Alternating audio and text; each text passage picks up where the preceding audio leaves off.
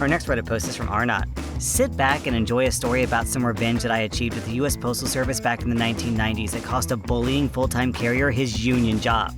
In summer of 1991, I got a summer job as a casual carrier for the USPS. They used to hire summer temps to cover for all the full-time carriers who mostly took their vacations in the summer. The United States Postal Service has rules that things must be delivered within certain time windows. People could get fired if they took too long to do tasks. Carriers were both openly and secretly monitored and timed on tasks, and we had the first computerized time system that I ever saw.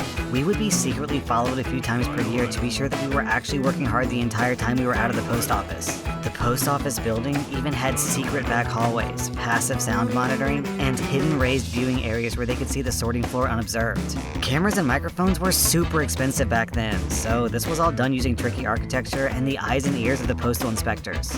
We were supposed to walk over and punch in and out of tasks so they could track productivity to the second. People walking a delivery route were expected to do it fast, and better routes went to faster carriers. Slow carriers got mercilessly hassled to be faster and were disciplined for slowness. Look at Newman on Seinfeld. Going postal due to overwork wasn't really a joke there because people would flip out and murder their bosses. I hear it's worse now with GPS. Pre-internet, there used to be a huge volume of mail that got shuffled around the country every day. It was quantities of mail that you would find hard to believe compared to what we see now. I was a broke college student home for the summer, and I was willing to work any hours they gave me, so the supervisors liked me. I was also very friendly with most of the full-time carriers because I was a good worker and I didn't rock the boat. Also for other reasons that you'll see below. I'm a fairly big guy, about 6'5" and 210 pounds. As such, I could carry a lot of weight, so that also made management happy. I was also in my early 20s with long legs, so I could move fast carrying a lot of weight. Sorting mail back then was labor intensive and took a lot of time to learn. I had a route that I would deliver in the afternoons that was sorted by a regular. I would usually do oddball delivery stuff in the mornings, help move heavy things around, do special deliveries, etc.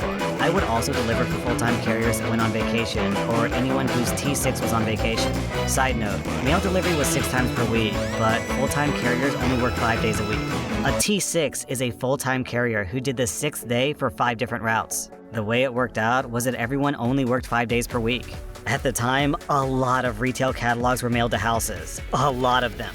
Some were substantially bigger than current magazines. We also delivered magazines, ads, packages, and samples. A lot of companies would mail free samples of products like laundry detergent, shampoo, and other liquids to be delivered to every house on the route. These were the bane of the carrier's existence because they were bulky and heavy.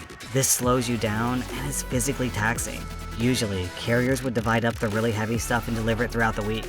On to the revenge. I was assigned to do T6 work for Dave for a few months. Effing Dave. Picture a failed physical education teacher in his 40s. Bad mustache, about 5'7", wore knockoff sunglasses like Magnum PIs, and had an opinion about everything. Dave learns that he has me as his T6, and he decides to leave all of his heavy stuff for me. So once a week, I get confronted with the entire week's worth of heavy mail for this a-hole's route. I confronted him about it, and he basically laughed and said there was nothing I could do about it. The other full-time carriers didn't like Dave much, but I was a temp and he was there permanently, so I was encouraged to just suck it up.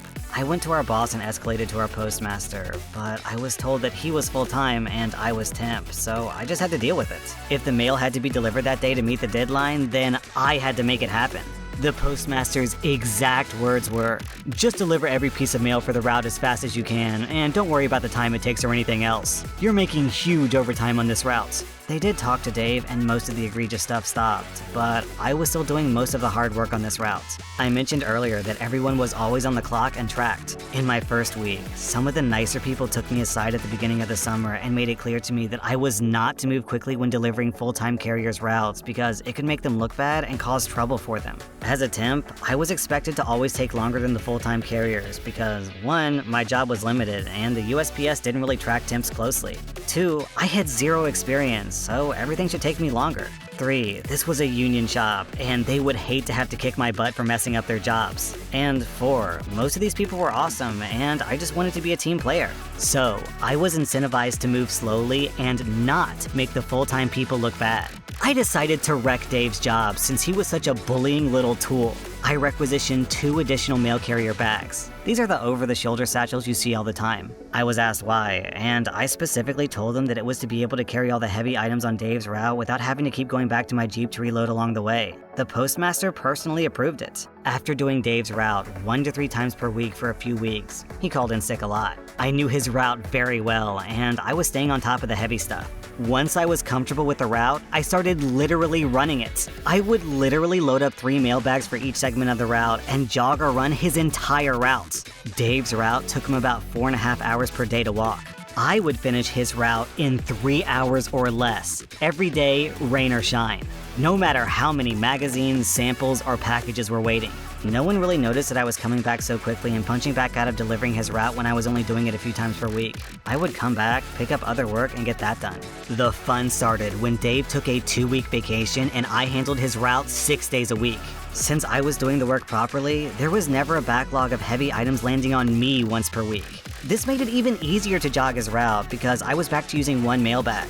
And just fast walking/jogging was enough to get it done quickly. I frequently got it done in under 3 hours, and I never took longer than 3.5 hours. My personal best was under 2.5 hours. I got pulled aside by my supervisor and the postmaster after the first week. They asked me about my timekeeping practices, and I confirmed that I was doing things correctly. I would punch into Dave's route on departure, keep the appropriate logs, and punch back in when I got back. The postmaster then asked me about Dave's route.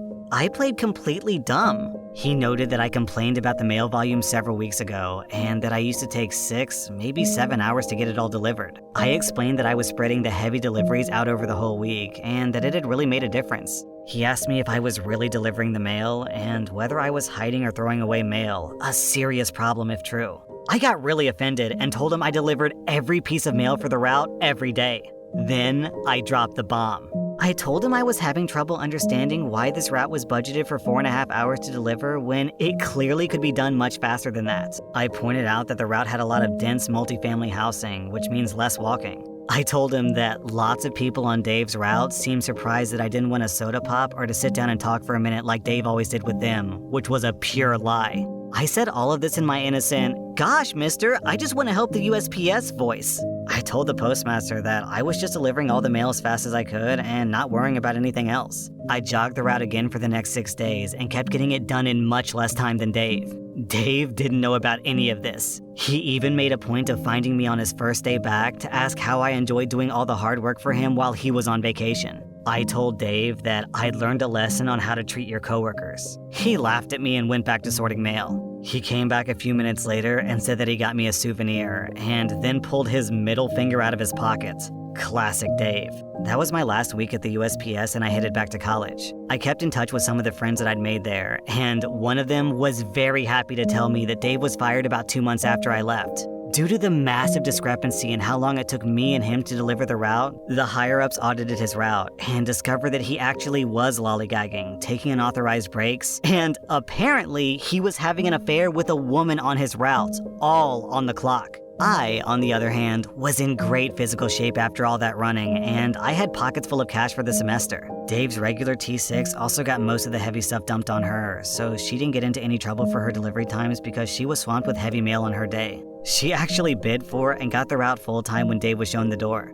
Also, down in the comments, we have this story from Narangam. Yeah, the USPS still has all those rules. My neighbor retired as a regional postmaster in 2019, and he loved it when GPS came out because it made his job easier. We had a mail carrier from hell who would hold back some of your mail as revenge if you complained about him repeatedly misdelivering mail. For example, I live at 123 West Street, and I would get mail for 123 L Avenue repeatedly. Well, his little revenge plot backfired when he did it to the postmaster's neighbor after his wife complained about him refusing to deliver a certified letter. Apparently, he didn't want to get out of his truck and walk up the driveway. He started withholding their mail, and the neighbor tore the local postmaster a new one. This guy's 2-day priority mail took 5 days. Apparently, this mail carrier didn't realize that he was playing games with the boss's boss. We now have a new mail carrier, and the misdelivered mail has stopped.